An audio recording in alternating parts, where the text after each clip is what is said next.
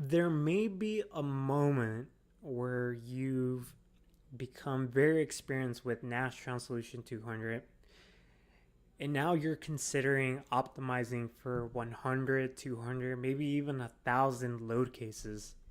On top of that, you're being asked to perform an optimization for multiple analysis types.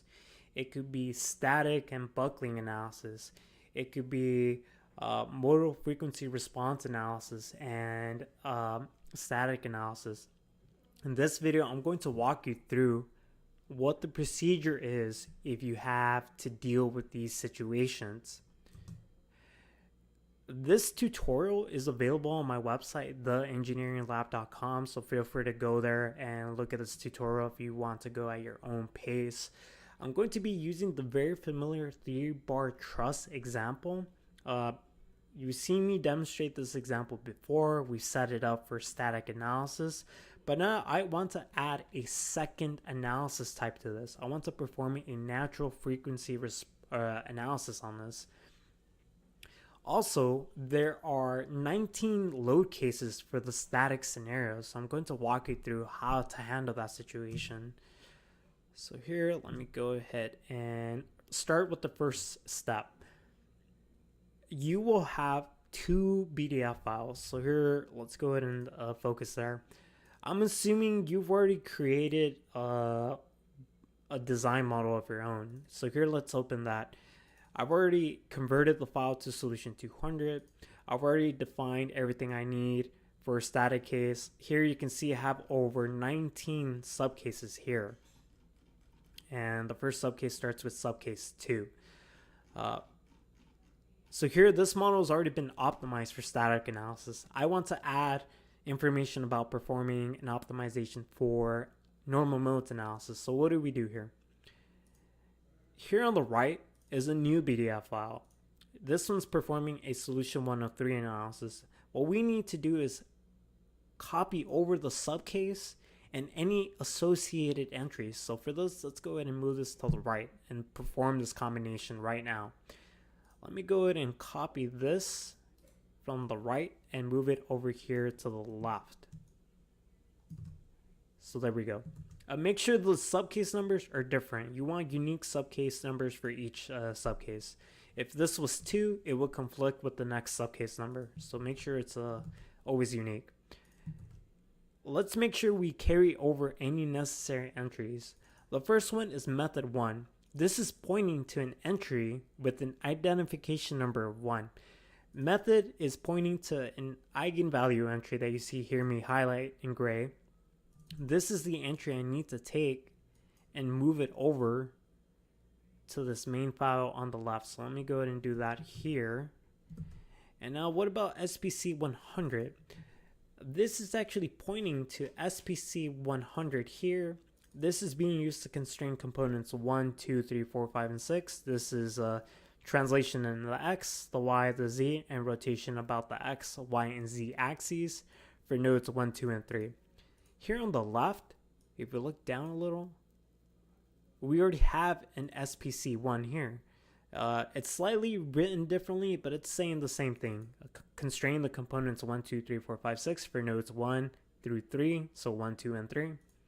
So here we've done enough. We've copied over the method 1 and the item it's pointing to, and since SPC 100 is already there, when the parser reads this and it's pointing to 100, it's going to find that entry. So here we're done with the file on the right. Again, we copied over the entries from the modes BDF file to this main BDF file. So now let's move this to the right and let's go ahead and open the web app and select the model and design model BDF files and click upload. I already perform an optimization. An optimization was created for static analysis. I have stress and displacement constraints. I've set the areas as variables, and I even have a link between two of the design variables. But now let's go ahead and create a third constraint.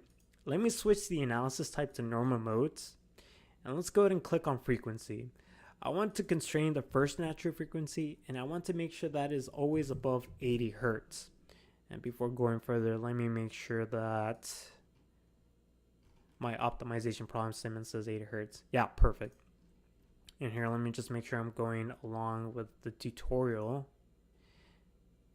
And now I've defined this third constraint. Let's go ahead and move on to the exporter. This happened to me a few weeks ago. I actually forgot to assign the constraint to a subcase.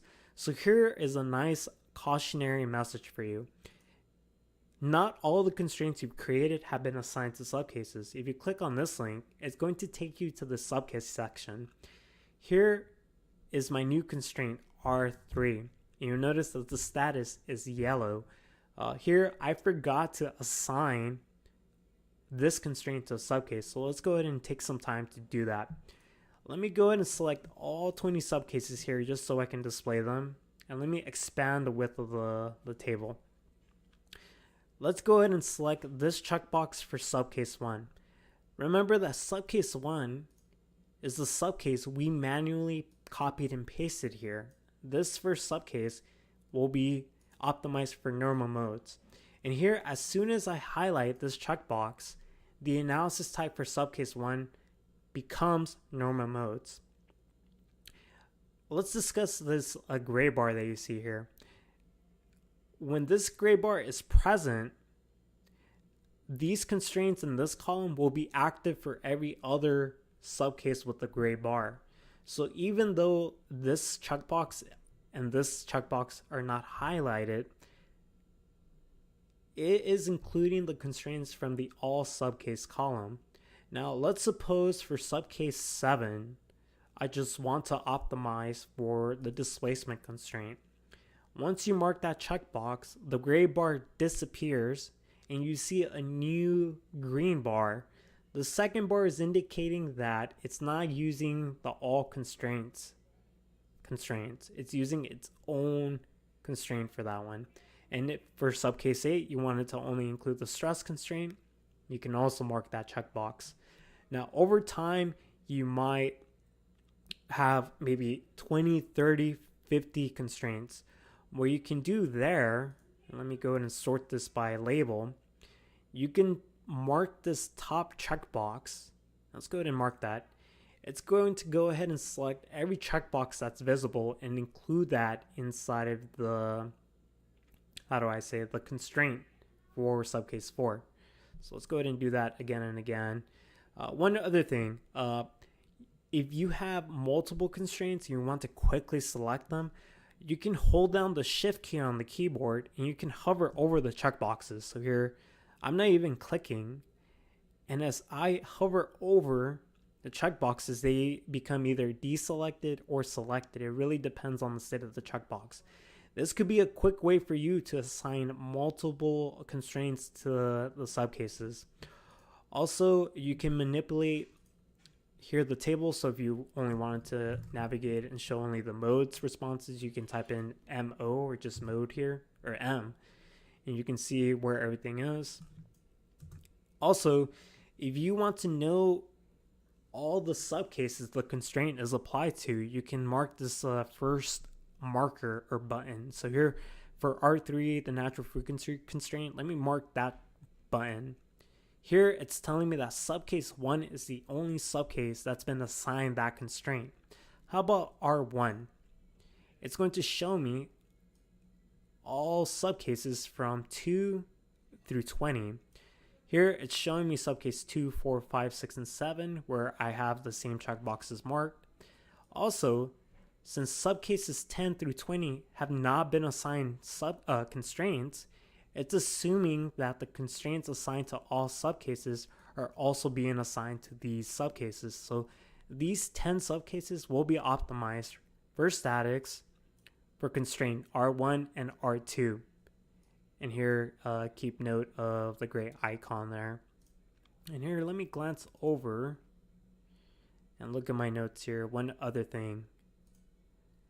Right, so let's suppose we are looking at the description column here. This is a handy tool. If you're new to multidiscipline analysis or just the web app in general, when you're specifying the constraints, it might be a little complex trying to understand what the constraint actually means. The description column is giving you some more plain English on what the constraint is doing. So here, it's the natural frequency of mode 1 that you're constraining. Here I'm constraining the axial stress for any element associated with P-rod 11, 12, and 13. Here I'm constraining the T1 and T2 components, or the X, Y, and Z, or X and Y, of displacement for node 4. So that's another handy tool that you'll find here. And now let's actually export this and perform the optimization. So let's go ahead and download both of these files. Now let's go ahead and perform the optimization. So one way to know for sure that it's performing a multidiscipline analysis is if you look here at a section, and before doing that, it's always important to make sure that you have the message run terminated due to hard convergence. It's always important to have that message. Let's go ahead and look for the initial design. So here, let's look at this initial design, or initial analysis, I should say. Let's scroll down until we find the responses in the design model. Here, if we look at the initial analysis subcase 1, remember that subcase 1 was configured to perform a normal modes analysis that you see here. And no surprise here, it's labeled normal mode responses. So perfect. Subcase 1 is indeed a normal modes optimization subcase. Subcase 2 has stress responses, subcase 3 has stress responses, and so on and so on. If you see stress, it's most likely a static analysis. So that's how you perform a multidiscipline analysis. Just basically make sure the checkbox, or rather, you make sure you convert your subcases properly to the BDF file. That's very critical.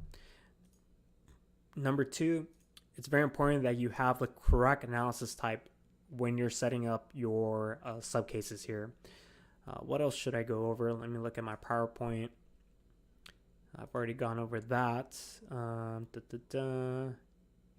I believe I've already gone over that. I've gone over that too. And now here, what are we doing here? Oh, one other thing too. Let's suppose we remove the eigenvalue response here. So let's go ahead and remove that constraint for natural frequency. So here I am back to performing a normal static analysis, but something's sort of incorrect here. This one should be really a normal modes analysis. So now let's go ahead and define an equation constraint. So I'll click equation constraint. Here I'll switch this to normal frequency, normal modes analysis, and I'll create a frequency response here. And I'll say mode 1. And I'll say that my equation here is equal to B1. So this equation is saying the same thing. Constrain the natural frequency and make sure it's over 80 hertz. It's the same thing. But now we have a dilemma here. Here, when you go ahead and select equation for subcase 1, there's not enough information here to judge and determine the analysis type of the equation constraint. So here, it's up to you to manually specify that this is actually a normal modes analysis. And here I can go ahead and perform the optimization like before, and it will go the same way as before. Let me go ahead and see if there's anything else in this tutorial I wanted to cover. Oh, the last thing. Again, this example had over 20 subcases. Over time, you might be dealing with something that has 1,000 load cases. In this example, we understood what the meaning of all subcases is.